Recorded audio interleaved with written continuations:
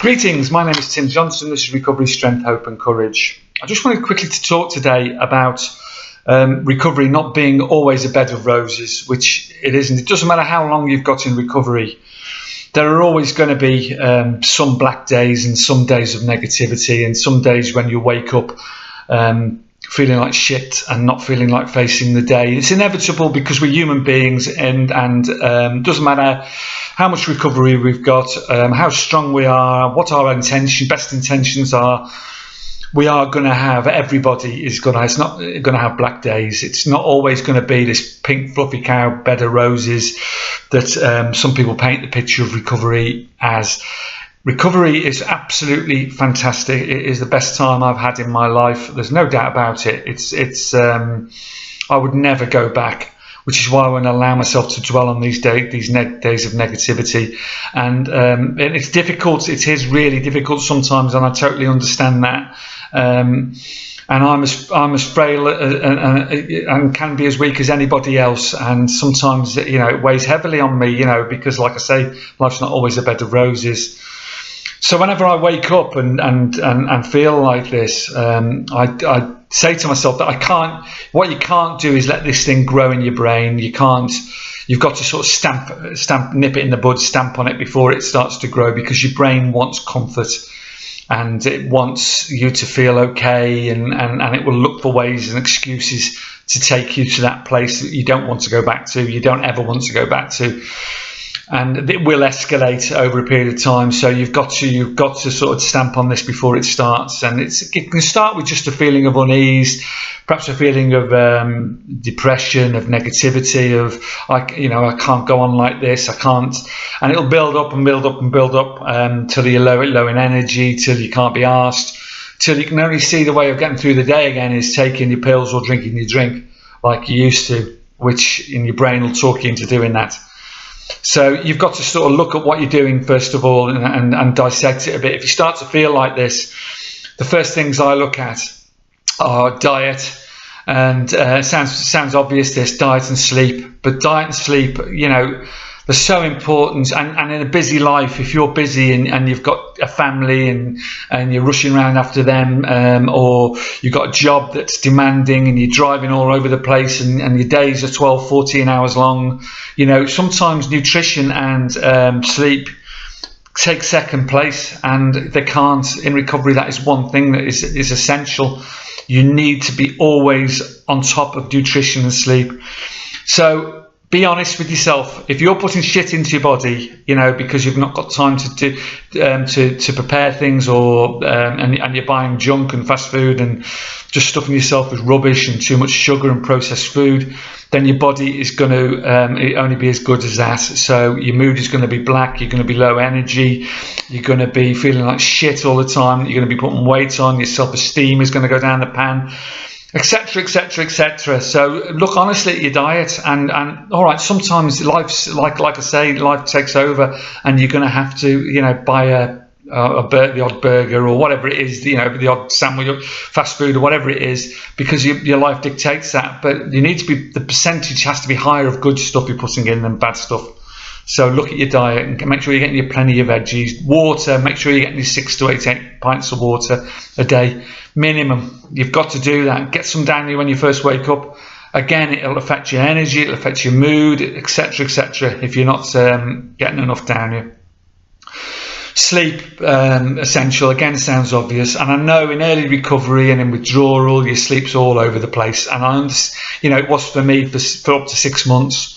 But once you get past that stage, once you get past that 6 month stage, then you need to be looking carefully at your sleep. And these people that turn around and say, I'll sleep when I die, a load of bollocks. If you don't get 7 to 8 hours sleep, your body can't repair, your mind can't repair, more importantly. Your connections disappear in your brain. It doesn't heal.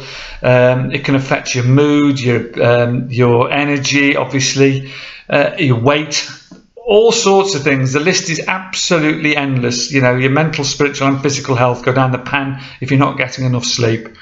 So look at the simple things. Take your devices out your bedroom 2 or 3 hours before when you go to bed. Don't look at your phone. You don't look at your laptop. television, nothing like that. Have a couple of hours where you just read before sleep. Don't drink any caffeine after 2 o'clock in the afternoon. Your body needs 6 to 8 hours to get rid of caffeine. Get to bed before midnight if you can, because your most valuable sleep is between 11 and 2 in the morning. That's your deepest sleep, so they reckon. Sleep supplements if necessary. Make sure you get plenty of B vitamins down you, magnesium, potassium, good vitamin C. All these things help promote healthy sleep. Don't eat after 6 o'clock at night if you can avoid it. Anything at all. Try and after 6. Try and prevent anything going to your body apart from drink chamomile tea or water or anything like that. Just be sensible about it, and your sleep patterns will alter, and you'll be amazed how much better you're feeling when you wake up. And all this sounds glaringly obvious, and it may be well glaringly obvious to you, but in a busy life, you'll be surprised how many people overlook all this. I know I did, for years, and to my detriment. So stamp on all this before it starts. Getting out in the fresh air every day. I'm lucky. I live in Spain. It's sunny all the time. Yeah, I know. But even when it's pissing with rain here or storms, or I go out every single day, it's a discipline. Fresh air, sunlight on your body, vitamin D, it's massively important to your general well-being and your mood. Get out, get some fresh air in your body, even if it's just a 20-minute walk. I'm not saying go mad on exercise, just make sure you're in the fresh air for a certain period of time, in the daylight, getting UV light on your body, whether it's rain or shine, doesn't matter, it's all good. So there are things, so look at that first of all, and then start looking things if there's something underneath, because I was going to talk about things like giving service and anger and stuff like this. Look at the deeper issues. Is there something that you've not dealt with? Now, many of you have been through massive traumas in your life, and horrifying sometimes. And some of the emails I read that people have sent me, that you are going to need counselling and professional medical help for. There's no doubt about that. It's not glibly going to shake these things off. That you're going to need to deal with them, but you must deal with them. You must deal with them, because underlying all of this feeling of unease that you feel even in late recovery, if you don't deal with it, is this resentment and anger and trauma.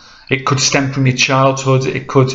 I had to deal with mine. Like I said in the other videos, my father was physically abusive to us. He left when I was 6 years old. Never saw him again. We had no money. My mother turned to alcohol and drugs, etc., etc. Me and my brother brought ourselves up. We were bullied. The list goes on, but nothing's compared with a lot of what people have been through, and I understand that. But I've had to address those things, and I've had to. My mother and father are both dead. As well, I don't know about my father. As far as I know, I don't know where he is, but he could be dead or whatever. But I've made my peace mentally with that. I've forgiven them mentally, with love. I've been to my mother's grave, and I've forgiven her.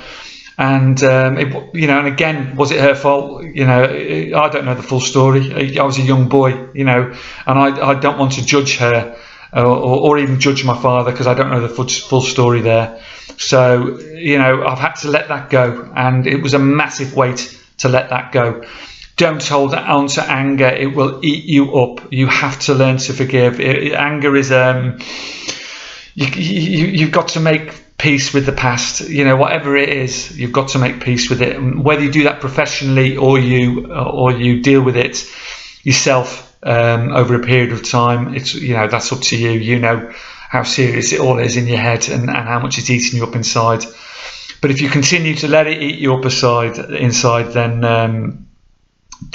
you'll end up inevitably going back to where you were. And also giving service. Some people's self-worth and self-esteem is this nagging thing sometimes. This gap that I talked about in the last video that we need to fill with connection with something greater than ourselves, whether it be prayer and meditation, or with me, as I say, it's nature and the Tao Te Ching. And you've got to have patience, like nature's got patience, hasn't it? And these things will take time to kick in, but for me it works, and that's all that matters. And giving service, you've got, part of recovery, and this is in the 12 steps actually. It's one thing I took out, and I believe that whether you're a follower of the 12 steps AA or whatever you are, whatever your beliefs are, giving service is integral to recovery, helping other people, whatever you do. I knocked on a lady's door down the corridor from me here, who I found out was, and I know this lady quite, she's English, and she's had a bowel cancer operation. And I found out that she was having serious chemotherapy, that they hadn't managed to remove it, unfortunately. So I knocked on her door, and I would never have done this when I was in addiction. Never. It wouldn't have even crossed my mind, because I would have been too concerned with getting down to the chemist or the drug dealer or the shop that sold alcohol to stop my withdrawals and finding money for it. I knocked on her door and I said, I said that I was really sorry to hear what I'd heard, and could I help her in any way, like just fetch her shopping for her, or water her plants, or clean her apartment, or because she's going to be feeling rough during this chemotherapy. And it wasn't for any kudos, it was because that I've got used to my mentality's changed now, being kind and loving to people and helping people. I volunteer with the homeless in Malaga, and it's horrendous what you see there, but I'm a chef, and so I cook there. I'm not looking for applause or kudos, but it makes me feel good. It makes me feel worthy. Making these videos makes me feel worthy. If one person gets something out of these videos, then I feel worthy, and it fills that gap inside. So if you're feeling this unease and you're feeling this negativity, get out and try and help someone, volunteer, or if you've got time to do that, or just help your neighbours, or give some kindness or love to somebody. It's so lacking in the world, but what we're here for? We're here to give service to other human beings. This is the purpose of life, in my opinion. We're here to serve nature and to serve other humans. And that it gives you purpose, it gives you self-worth, it gives you self-esteem. So if you look at all these things, and you can also go to the doctor and have blood tests and stuff like that but I guarantee if you address all these things, your mood will improve, and you can do this. And finally, give gratitude every day. If you're feeling low, write a gratitude list. I've said this in many videos before. Write a gratitude list. Everything you're thankful and grateful for in your life. Write it down and speak it out loud. Go on the outside of your house and speak it to the sky, because it won't allow you to let these feelings and these negative feelings build up if you're grateful and you're thankful all the time and you're doing all this other stuff.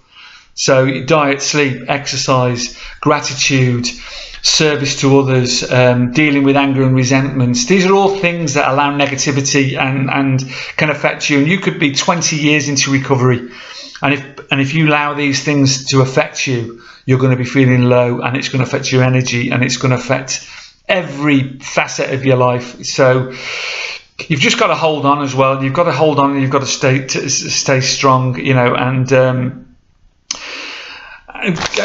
Ralph Waldo Emerson said, what lies behind you and what lies in front of you pales in comparison to what lies within you.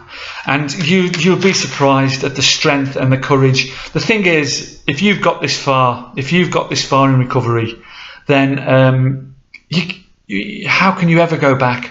How can you let those people down? I mean, if nothing else, get a picture of your family and your friends and your kids and whatever out and look at it and ask yourself honestly, from the bottom of your heart, do I want to let these people down? Do I want to go back to that life? Remember how bad it was. Remember how you felt, and remember what withdrawal felt like, and remember what a recovery felt like. Remember the pain, remember the suffering, remember what you caused, the hurt you caused to other people, and ask yourself the question, and I know anyone out there that's struggling, if you've got clean, you have got to any stage, whether you've addressed withdrawal, got into a recovery, late recovery, whatever, I don't give a shit.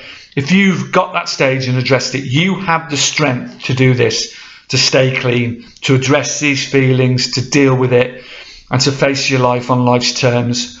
Because life is life, it won't change. It's how you approach it and how you grasp it and seize it. And I always say seize the day and carpe diem, which is right, because you should seize the day from the moment you open your eyes in the morning, because life's worth living and nothing is worth going back to that shit and that misery for and that distress. If not for you, then for the people you love, because you just wouldn't do it to them. So if you're feeling low and if you're feeling to address these issues, have a look at these issues first, deal with them. And if nothing else works, you see the doctor, get your blood tested, get your your hormones tested, whatever, because you can get help. But whatever you do, don't go back. Stay strong and stay fierce, because you are strong. You've got this strength inside you because you've got this far. There's no doubt about that. Give yourself a bit of kudos. Pat yourself on the back for getting this far. Get yourself, look in the mirror and be proud and hold your head up and look yourself in the eye again. Because you can do, because you're worth it, and you are worth it, and you keep telling yourself, I am worthy, and you're worthy, and you're worth it. So, like I say, just never give up. If you get knocked down 7 times, get up 8 times. That's my mentality, and it will get better. Hold on. So until next time, carpe diem, seize the day. Today, and life's worth living. Please, I love you all. Much love to you all. Thank you. Bye-bye.